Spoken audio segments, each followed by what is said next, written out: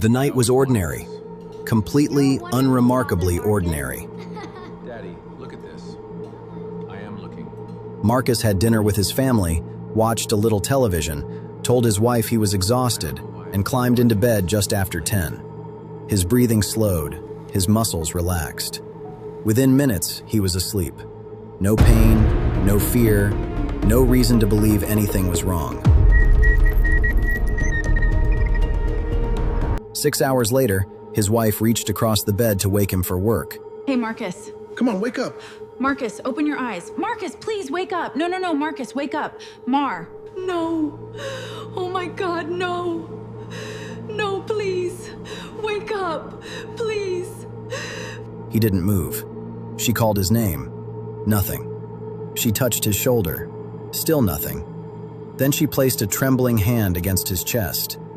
Nothing. No movement. No heartbeat. She screamed his name, called emergency services, dropped to her knees beside the bed and began chest compressions the way she remembered seeing them performed on television, praying she was doing enough. The paramedics arrived 9 minutes later. Marcus's heart had stopped completely while he slept. He was 44 years old. To understand how that happened, you have to go back. Not to that night, not even to that year. You have to go back to the version of Marcus everyone knew. The version everyone described the same way. Fine. Marcus was always fine. He worked in logistics management. Long hours, early mornings, endless spreadsheets. Too much coffee, too much sitting. He had 3 children, a mortgage, a lawn that always needed mowing. On weekends, he coached his youngest son's soccer team, mostly because nobody else volunteered. Somewhere along the way, he had started loving it. He was dependable, steady, the person who always showed up. He hadn't visited a doctor in nearly 4 years. Not because he was scared. There was simply never enough time. And besides, nothing was wrong. He felt fine. He always felt fine. But that's the thing about feeling fine. It's a feeling, not a measurement. Your heart doesn't care how you feel. It measures pressure, oxygen, rhythm, strain. And sometimes a heart can be struggling for years while the person carrying it feels completely normal. The first sign appeared about 8 months before that night. Marcus woke up around 2 in the morning with his heart pounding.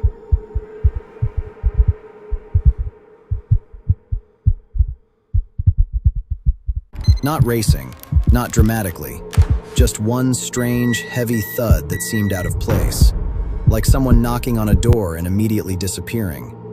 He waited. Nothing happened. Help!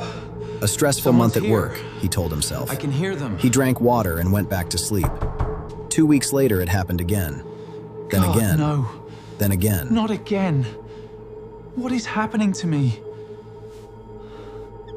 Each time it felt like a skipped beat, a brief electrical misfire, a tiny interruption.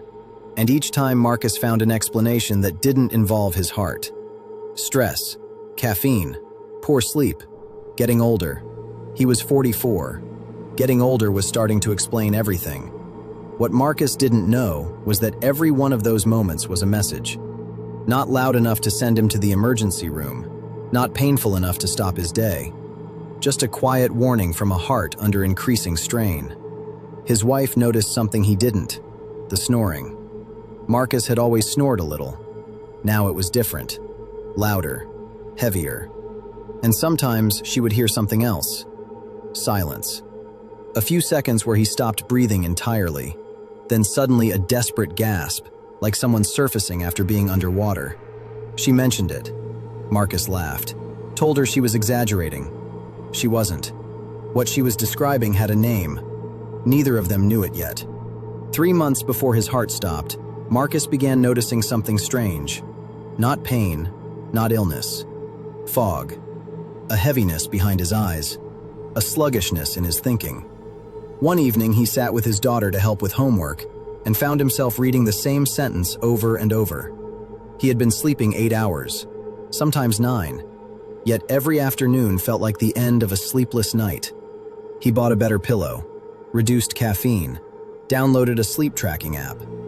The app said he was sleeping fine, but the app was measuring time. It wasn't measuring what was happening inside his body while he slept. 2 months before the end, Marcus had one of the happiest evenings he'd had in years. His oldest child had been accepted into college. Soccer season was going well. He and his wife cooked dinner together, opened a bottle of wine, laughed more than they had in months. He went to bed, happy. At 3 in the morning, he woke again. His heart was pounding, harder this time. He sat upright. The room tilted slightly. He waited. Eventually, it passed. He never mentioned it to his wife. He didn't want to worry her over nothing. But something had changed. Something quiet. Something biological. Something far outside his awareness. For months, his body had been sending signals. His heart had been sending signals.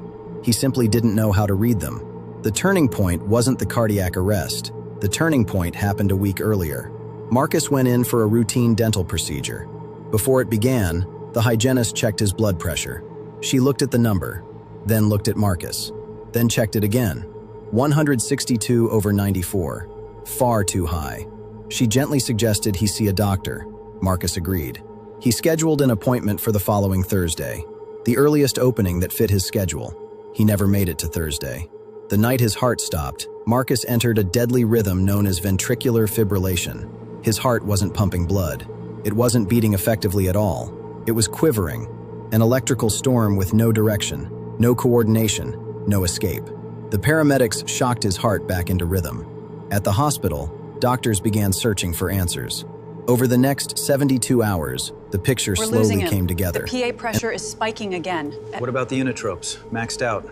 We need a decision now. And what they discovered surprised even Marcus. The cardiac arrest wasn't the beginning of the story. It was the ending, the final chapter of a problem that had been developing for years. We need to stabilize him now. Check the heart rhythm. Marcus had severe obstructive sleep apnea. During sleep, his airway repeatedly collapsed, sometimes dozens of times every hour. Every collapse reduced oxygen levels. Every drop in oxygen forced his cardiovascular system to work harder, night after night, year after year. His heart was fighting a battle he didn't know existed. His blood pressure had likely been dangerously elevated for years. The skipped beats weren't random. The palpitations weren't stress. They were warning signs. Signals from a heart struggling under chronic strain. The exhaustion, the brain fog, the constant fatigue despite long nights of sleep, those were consequences too.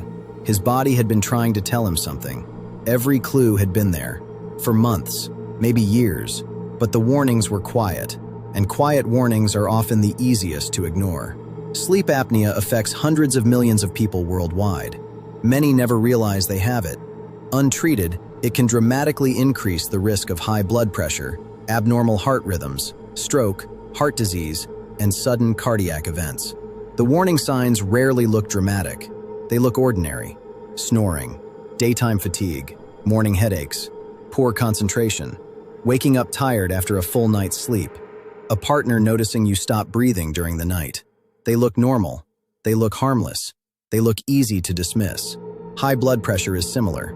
Most people feel absolutely nothing, no pain, no alarm, no warning, which is why checking it matters. Sometimes a simple number reveals a danger you cannot feel. Marcus survived. 5 days later, he left the hospital. He started treatment for sleep apnea. He began blood pressure medication. He followed up regularly with his doctors. The next spring, he returned to coaching soccer. He was slower than ever. He didn't care. He was there, and that was enough. The strange truth is that nothing extraordinary happened to Marcus. He wasn't the victim of some rare medical mystery.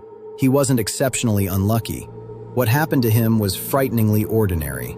The extraordinary part was how ordinary the warning signs were, how easy they were to explain away, how easy it is to mistake silence for safety. Even now, sometimes his wife reaches across the bed in the middle of the night to make sure he's breathing. He always is. But Marcus understands something now that he didn't understand before. He thought he was listening to his body.